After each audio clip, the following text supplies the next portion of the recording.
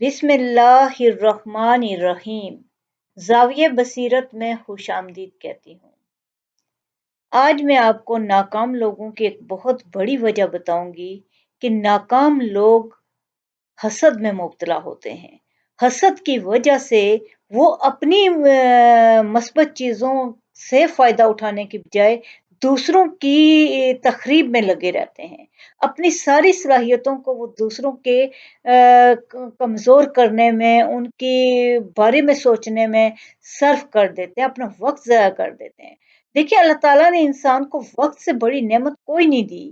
انسان کی زندگی ہے تو وہ سارے کام کر سکتا ہے، صحت ہے، لیکن ناکام لوگ جو ہوتے ہیں وہ ایک وجہ یہ بھی ہوتی ہے کہ وہ دوسروں کے بارے میں سوچتے ہیں۔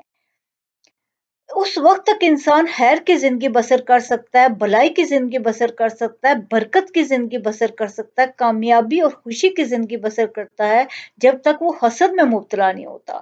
تب تک وہ اپنے بارے میں سوچتا ہے، اپنے کاموں کے بارے میں سوچ سکتا ہے۔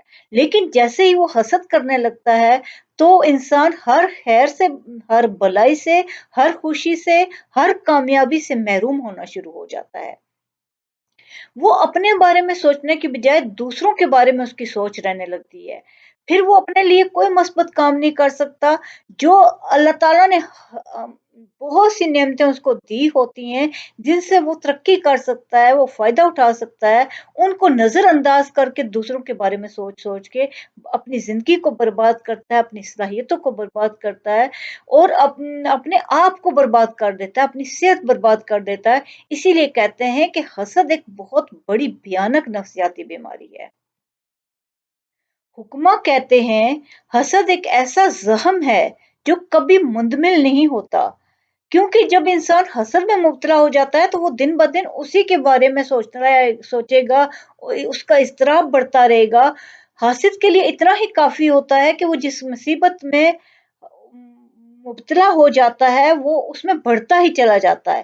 ہر وقت جلن، ہر وقت کڑن، ہر وقت اضطراب، ہر وقت دوسرے کو دیکھ کر اس کو تکلیف ہوتی ہے، منفی سوچ جنم لیتی ہے، پریشانی، تکلیف، ڈپریشن، یہاں تک کہ وہ ڈپریشن میں مبتلا ہو جاتا ہے۔ حاسد کے لیے اتنا کافی ہوتا ہے کہ وہ ہر وقت اپنے عذاب میں، اپنی آگ میں دہک رہا ہوتا ہے۔ حسد اور رقابت ایک آگ کی حیثیت رکھتی ہے۔ جب یہ آگ کسی کی زندگی میں داخل ہو جائے تو وہ انسان کو ہر لحاظ سے تباہ و برباد کر دیتی ہے، یہاں تک کہ اس کی صحت کو بھی تباہ و برباد کر کے رکھ دیتی ہے۔ اس کی ساری اچھی صلاحیتوں کو چھین لیتی ہے، کھا جاتی ہے، اس کی زندگی کو عذاب بنا دیتی ہے۔ یہ ایسی دیمک ہوتی ہے جو انسان کو اندر ہی اندر چاٹ جاتی ہے، اس کی ساری صلاحیتوں کو، اس کی صحت کو، اس کی ہر حسن کو۔ اللہ تعالیٰ کی دی ہوئی نعمتوں پہ شکر کرنے اور ان کو فائدہ اٹھانے کے بجائے وہ دوسروں کے بارے میں سوچنا شروع کر دیتا ہے، اور ہر وقت مضطرب اضطراب میں رہنا، اس سے بڑی تکلیف کوئی نہیں ہوتی انسان کے لیے۔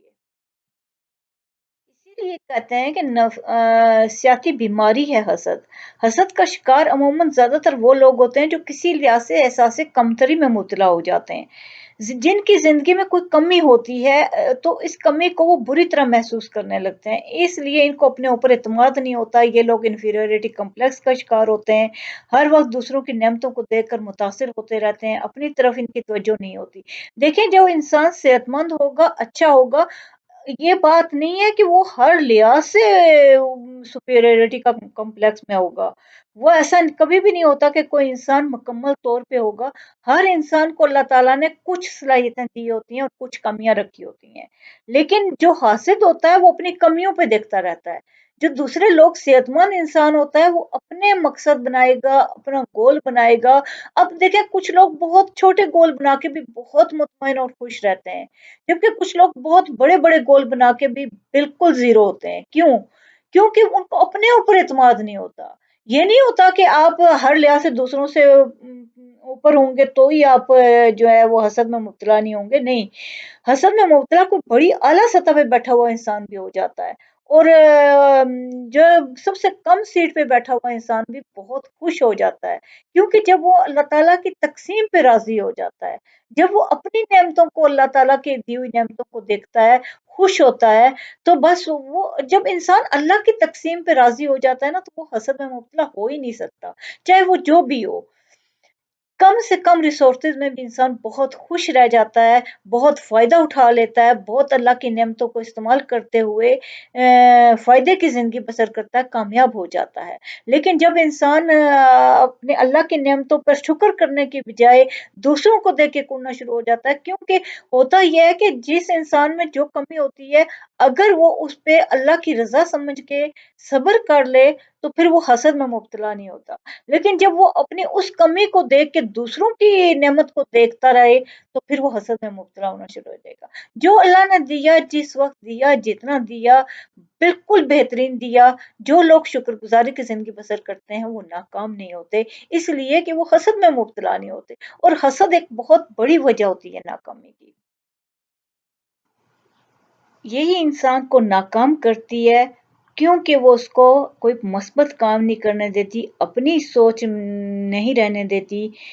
इसीलिए शायर कहता है, अपनी तामीर उठाते तो कोई बात भी थी, अपनी तामीर उठाते तो कोई बात भी थी, तुमने एक उम्र गंवा दी मेरी मसमारी में, तुमने एक उम्र गंवा दी मेरी मसमारी में। कि हासिद जो लोग होते हैं, वो सिर्फ दूसरों की नाकामी पे तवज्जो देते हैं, इसलिए वो खुद भी नाकाम हो जाते हैं।